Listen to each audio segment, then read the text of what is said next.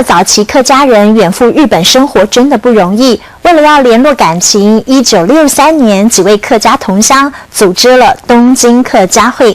当时创办元老还留下来的没几位，其中呢担任顾问的林立章今年高龄88岁。他强调，如果要保存客家文化，必须从语言着手，同时爱客家的心不能改变。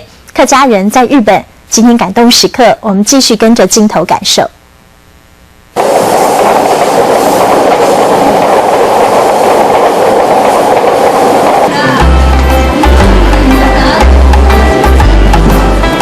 黑区是日本关东的大城市，超过26万人口在这里生活，其中也包括台湾客家人。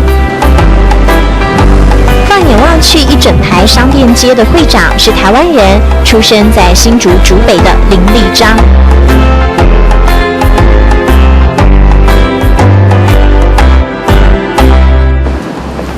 满头白发，脚步缓慢。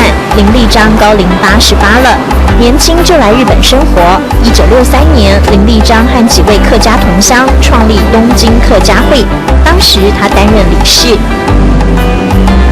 客家よね。做起來都能大體。佢戰後要成1945年の10月かな。10月頃に東京の明慶会が文京区ね、文京が明慶会館で、第1回開いたわけ。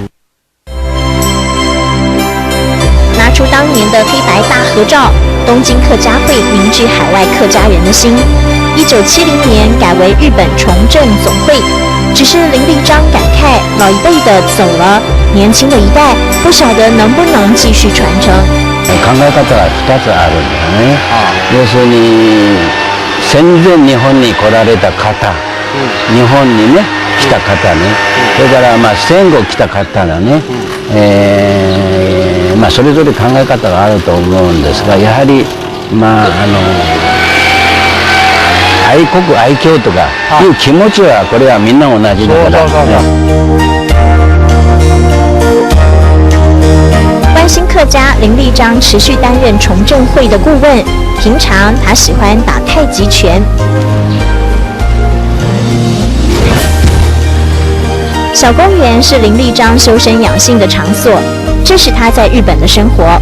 好久没回台湾了，一看到会長周子秋送上客家花布，他難掩興奮之情。いやー、非常心が静まるようなね。